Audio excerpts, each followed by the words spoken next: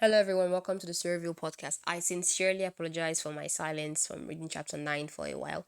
I was a bit down, caught a flu, so I had to recover. Well, I'm better now, so let's read chapter 9. Anyways, if you're a new subscriber, if you're new to this channel, kindly subscribe and hit the notification bell, alright? So let's start. What stood before Joe was something he had only read about. Something that would strike fear into the heart of every young boy, but definitely not Joe. It was a Gerona. A two-headed beast that stood at approximately 8 feet tall, with two horns on each head and two long arms, which had the sharpest claws. The scarier part of the Gerona was that it could turn invisible at will. How do you kill something you couldn't even see? Tim and Joe were petrified. The Gerona roared at the top of its voice and swung one of his long arms at the boys, who both dived to the ground at different parts of the hallway.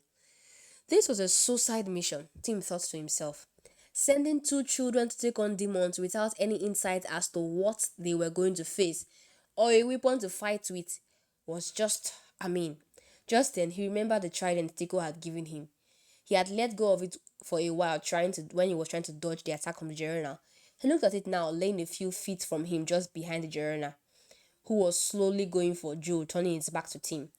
This was one of the weaknesses of this monster. It was very slow. It took a lot of time to drag itself around, and one could easily predict its next move before it finally made it. Tim jumped to his feet swiftly and ran to the trident. The sight of seeing Joe in such a helpless situation had sprung him into action. He was now holding the trident but really didn't know how to use it. But just as he was picking it up, he saw sparks of light at the fork end of the trident. He didn't know what made him to do it, but at that moment he thrusted the trident forward into the air and it sent out bright red sparks that hit the creature, making it groan and stagger. The force from the trident had also sent him flying to the ground, but this time he held onto the trident firmly. The Jorna had now the Jorna had now shifted his attention from Joe and was now trying to attack him. It was clear that this monster was trying to stop Joe and Tim from entering the room, which the boys were now certain that their sister lay, and that's where all the rituals would take place. Just then, they heard it again. It was the same scream. It was coming from behind the door the journal was guarding. It was definitely Emily's voice. You need to go over there, Joe. Tim screamed at Joe. Joanna was now heading for Tim and by so doing left a small passageway to the door unguarded. Tim wanted Joe to take this chance and try to go save Emily, as they might not get the chance to go together. There is no time, Joe. You need to go. Joe thought about it for a few seconds. He didn't fancy the idea of leaving his brother alone to a full-grown Joanna, but at the same time, he knew he had to go in there and save little Emily. The scream came again, and at this point, Joe dashed for the door, leaving his brother to be probably crushed or eaten by this monster. What a cold-hearted kid, one would think. Tim was now alone with this monster. He had taken too much time trying to communicate with Joe, and now it was too late. The monster was too close to him now. He was picked up from the floor before he could make a move. Maybe this was how he was going to die, Tim thought to himself. He still had the trident in his right arm, but he could not move his hands. The monster brought Tim up to one of its heads. Tim was face to face with the creature. As the monster squeezed hard on Tim squeezed even harder on the trident, and at that moment there was another blast from the trident, this time hitting the creature in the neck, thereby severing one of its ugly heads. The Gerana groaned and staggered again. It lost its grip on Tim, and Tim fell on the ground hard. He was there on the floor trying to find strength when the monster came at him again. But this time, Tim was faster. He was up on his feet, and with all of his strength, he squeezed hard on the trident, and this time it burst into flames. With all of the strength Tim could muster, he threw the trident directly into the chest of the creature. Immediately, the trident pierced the creature. It engulfed it with its flames, making the creature cry and wail as it fell to the ground, burning to death. But Tim was not quick enough. The fire from the trident had already ignited on his body and was spreading so fast. Tim was burning. The moment Joe burst through the door, he could smell the stench of death. There was an altar just opposite him, and there were also several corpses on it, and what seemed to be a throne, but no one was on it. The room was barely lit. The only source of light was coming from what seemed to be floating red candles at the left side of the room. Joe hoped with everything in him that his baby sister was not one of the corpses he had seen on the altar. He was worried about Tim, but for some reasons he knew this was what he had to do. He hoped Tim was going to be okay. There was no sign of the prophet anywhere. Joe continued his long walk to the altar without interruption. Emily? Joe called out, hoping to get a response. After all, it was the sound of her cry that led him here. "You're too late, Joseph," said a voice from behind him. He turned around as fast as he could. He could see her now, standing in front of him. It was the prophet, and she had that evil smirk on her face. Ugh. "Where's my sister, you witch?" "Easy there, little man. You're in no position to question me. You thought that her cry was what you heard?" She let out an evil laugh. "You forget what I am, Joseph.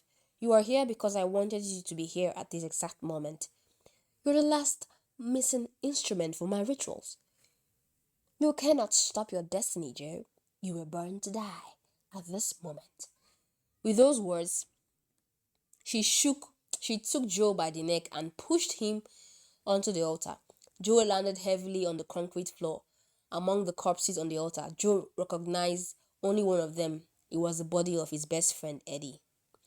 The fire from the candles was burning bigger and brighter now, and Joe could see a body floating from behind the throne. It was Emily. The prophet had the veil and a dagger in her hands.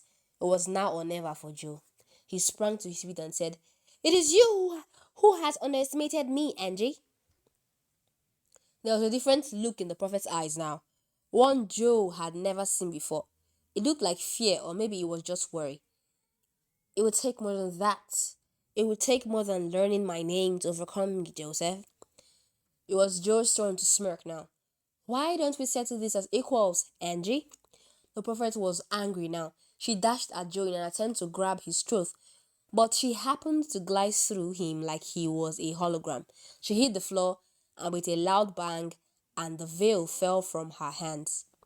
Joe was also surprised at what just happened. He was finally entering into his God mode. He wasted no time. He picked up the veil and held it in his right hand. Immediately he touched it. There was an energy force that burst out from it and circled around Joe, causing him to levitate slightly above the ground. No, no, the prophet screamed as she rushed towards Joe in another attempt to grab him, but this time she was repelled back by a force field. All that was happening was new to Joe, but, well, he went with it.